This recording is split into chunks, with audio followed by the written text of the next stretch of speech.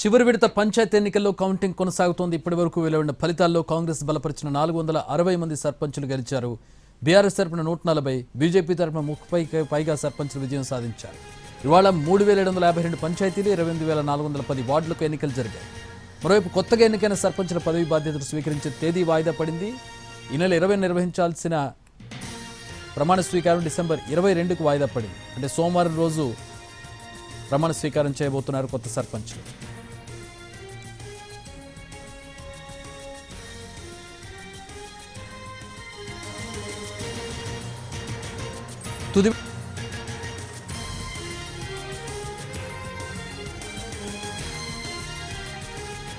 తుది విడత పంచాయతీ ఎన్నికల్లో కాంగ్రెస్ హవా కొనసాగుతోంది. వార్డుల్లోనూ కాంగ్రెస్ హవా కొనసాగుతోంది. 466 స్థానాల్లో కాంగ్రెస్ బలపరిచినటువంటి అభ్యర్థులు గెలుపొందగా 140 స్థానాల్లో బీఆర్ఎస్ బలపరిచిన అభ్యర్థులు గెలుపొందారు. బీజేపీకి 30కి పైగా సర్పంచులు విజయం సాధించినట్టుగా తెలుస్తోంది. ఇండిపెండెంట్స్ 112 మంది విజయం సాధించారు.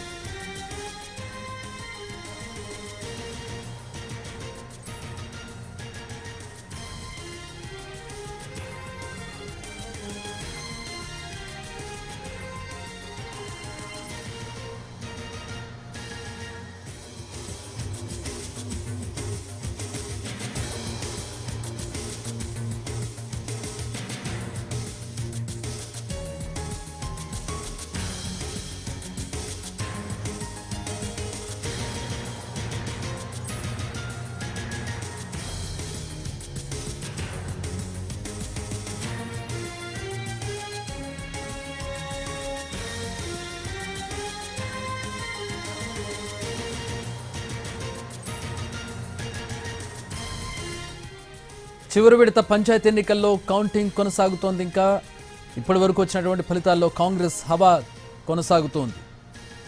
కాంగ్రెస్ బలపరిచినటువంటి 460 మంది పైగా సర్పంచులు గెలిచారు. బీఆర్ఎస్ తరఫున 140కి పైబడి, బీజేపీ తరఫున 30కి పైగా సర్పంచులు విజయం సాధించారు. ఇవాళ 3752 పంచాయతీలు, 28410 వార్డులకు ఎన్నికలు జరిగాయి. వార్డుల ఫలితాల్లోనూ కాంగ్రెస్ హవా కొనసాగుతోంది.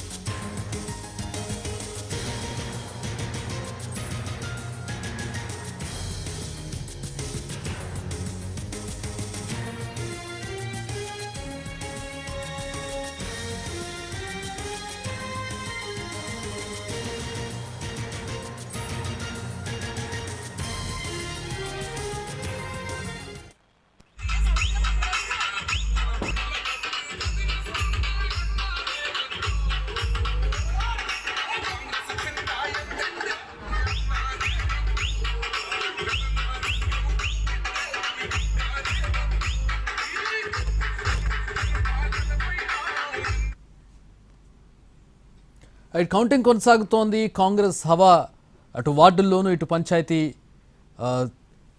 ఎన్నికల్లోనూ కాంగ్రెస్ హవా కొనసాగుతుంది. రెండో స్థానానికి బీఆర్ఎస్ పరిమితమైంది. కొన్ని స్థానాల్లో బీజేపీ తన ప్రభావాన్ని చాటుకున్నటువంటి పరిస్థితి. ప్రస్తుతం కౌంటింగ్కి సంబంధించి పూర్తి వివరాలు అందించడానికి మా ప్రతినిధి సుధీర్ జాయిన్ అవుతున్నారు. సుధీర్,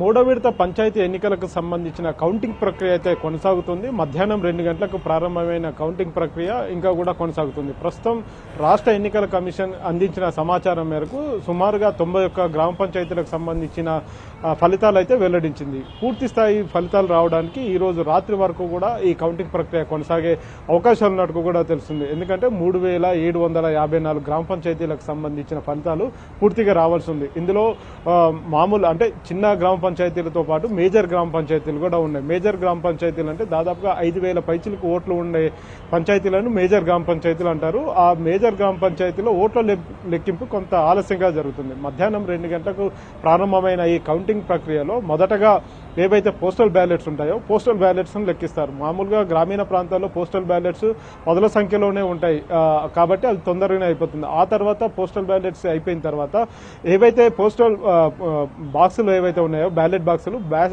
బాక్సుల సీల్ని విప్పిన తర్వాత అందులో 25 బండిల్స్ను తయారు చేస్తారు. ఆ పోస్టల్ మిగతా బ్యాలెట్స్ ఏవైతే ఉంటాయో ఆ బ్యాలెట్లన్నింటినీ కూడా 25 బండిల్స్గా పేర్చి వాటి నుంచి లెక్క పెట్టడం స్టార్ట్ చేస్తారు. అందులో భాగంగానే వార్డు మెంబర్లకు సంబంధించినవి ఆ బ్యాలెట్లను మొదటగా లెక్కిస్తారు. అంటే ఆ గ్రామ పంచాయతీ పరిధిలో ఎన్ని వార్డులు అయితే ఉన్నాయో ఆ వార్డులన్నిటికీ సంబంధించి మొదటగా ఆ లెక్కింపు పూర్తయిన తర్వాత ఆ తర్వాత సర్పంచ్కి సంబంధించి ఓట్ల లెక్కింపు అనేది జరుగుతుంది. ఈ ప్రక్రియ పూర్తయ్యేంత వరకు ఒక్కొక్క గ్రామానికి చిన్న గ్రామ పంచాయతీలు అయితే కనీసం హాఫ్ అన్ అవర్ నుంచి 45 నిమిషాలు పడుతుంది. అదే పెద్ద గ్రామ పంచాయతీ మేజర్ గ్రామ పంచాయతీలు అయితే దాదాపుగా 1-2 గంటల సమయం తీసుకునే అవకాశాలు అయితే కనిపిస్తున్నాయి. పోలింగ్ శాతం ఎక్కువగా నమోదైన గ్రామ పంచాయతీల్లో అక్కడ ఎక్కువ సమయం తీసుకుంటుందని కూడా మనకు సమాచారం అవుతుంది. ఎందుకంటే మనం చూసాం మొదటి విడత 2వ విడతలో కొంత ఆలస్యం అయితే జరిగింది. ఆ ఆలస్యం 3వ విడతలో జరగకుండా ఉండేందుకు ఎన్నికల కమిషన్ ఒక నిర్ణయం అయితే తీసుకుంది. స్థానికంగా ఉండే ఆర్ఓలు ఎవరైతే ఉన్నారో జిల్లా రిటర్నింగ్ ఆఫీసర్లు కావచ్చు, కింది స్థాయిలో ఉండే ప్రిసైడింగ్ ఆఫీసర్స్ వారు ఒక నిర్ణయం తీసుకోవాల్సి ఉంటుంది. అక్కడ పోలైన ఓట్లకు సంబంధించి ఓట్లు ఎక్కువగా పోలైనప్పుడు కౌంటింగ్ ప్రక్రియ తొందరగా పూర్తి చేయాలనుకుంటే ఏవైతే టేబుల్స్ ఉంటాయో లెక్కించే టేబుల్స్ సంఖ్యను కూడా పెంచాలని చెప్పేసి నిర్ణయం తీసుకున్నారు. మొదటి విడతలో ఈ ఒకే టేబుల్ మీద కౌంటింగ్ ప్రక్రియ చేయడంతో అర్ధరాత్రి ఆ తర్వాత తెల్లారి కూడా అంటే మరుసటి రోజు కూడా కౌంటింగ్ ప్రక్రియను కొనసాగించిన పరిస్థితి అయితే ఉంది. అది 2వ విడతలో జరగకుండా కొంత జాగ్రత్తలు తీసుకున్నారు. అయినప్పటికీ కూడా అర్ధరాత్రి వరకు కూడా కౌంటింగ్ ప్రక్రియ కొనసాగింది. ఇప్పుడు 3వ విడతలో అలాంటి పొరపాటు జరగకుండా ఉండేందుకు అవసరమైతే కౌంటింగ్ లో ఉన్న టేబుల్స్ ఏవైతే ఉంటాయో ఆ టేబుల్స్ ని ఇంకా ఎక్కువగా పెట్టుకోండి. అంటే 2, 3, 4 ఇలా 4 టేబుల్స్ వరకు పెట్టుకుంటే తొందరగా కౌంటింగ్ ప్రక్రియ ముగిసే అవకాశాలు ఉంటుంది. కాబట్టి 3 లేదా 4 కౌంటర్లను పెట్టుకోవాలి, టేబుల్స్ పెట్టుకొని కౌంటింగ్ చేయాలని చెప్పేసి కూడా ఎన్నికల కమిషన్ ఆదేశాలు జారీ చేసింది. స్థానికంగా ఉన్న పరిస్థితులను అనుగుణంగానే ఈ కౌంటింగ్ చేయాలని చెప్పేసి కూడా నిర్ణయం తీసుకుంది. అలా అని చెప్పేసి త్వరగా చేసి అలా కౌంటింగ్ చేయడం ద్వారా కొంచెం ఇబ్బందికరమైన పరిస్థితి ఉంటుంది. కొన్నిసార్లు ఓట్లు కూడా మిస్ అయ్యే అవకాశం ఉంటుంది. కాబట్టి తొందరపాటుతో పాటుగా ఇటు పారదర్శకంగానే చేయాలి. తొందరగా అంటే అది ఆందోళనకు గురి కాకుండా చేయాలని చెప్పేసి కూడా సూచించడం జరిగింది. ఈ నేపథ్యంలోనే 3,754 గ్రామ పంచాయతీలకు సంబంధించిన ఓట్ల లెక్కింపు కార్యక్రమం అయితే కొనసాగుతుంది. అందులో ఇప్పటికైతే 91 స్థానాలకు సంబంధించి ఫలితాలు వెల్లడాయి. మిగతా ఫలితాలు వెల్లడానికి కొంత సమయం పట్టే అవకాశాలు అయితే కనిపిస్తున్నాయి.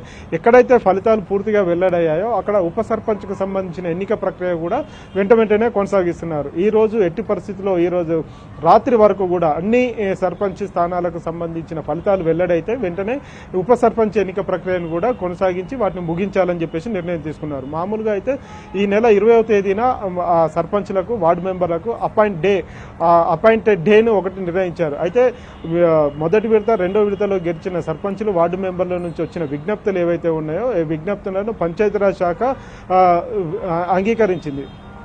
ఎందుకంటే 20వ తేదీ మంచి రోజు లేదు కాబట్టి దాన్ని 22వ తేదీకి మార్చాలని చెప్పేసి పంచాయతీరాజ్ శాఖకు వారంతా ఎన్నిక కాబడిన ప్రజాప్రతినిధులంతా సూచించడంతో 22వ తేదీన అపాయింటెడ్ డేగా నిర్ణయించడం జరిగింది. ఈ 3 విడతల్లో కలిపి దాదాపు 12,700 పైచిలకు గ్రామ పంచాయతీలు అదేవిధంగా వార్డు మెంబర్లకు సంబంధించిన వార్డు సభ్యులంతా కూడా 22వ తేదీన వారంతా కూడా ప్రమాణ స్వీకారం చేస్తారని చెప్పేసి కూడా రాష్ట్ర పంచాయతీరాజ్ శాఖ స్పష్టం చేసింది. కాబట్టి ఈ రోజు అర్ధరాత్రి వరకు కూడా కౌంటింగ్ ప్రక్రియ ముగిసిన తర్వాత ఈ ఉప సర్పంచులకు సంబంధించిన ఆ ప్రక్రియ అనేది కంప్లీట్ చేస్తారు. ఏది ఏమైనా ఈ రోజు అర్ధరాత్రి వరకు కూడా మొత్తం కౌంటింగ్ అండ్ ఉప సర్పంచ్కి సంబంధించిన ఎన్నిక ప్రక్రియ కూడా ముగుస్తుంది.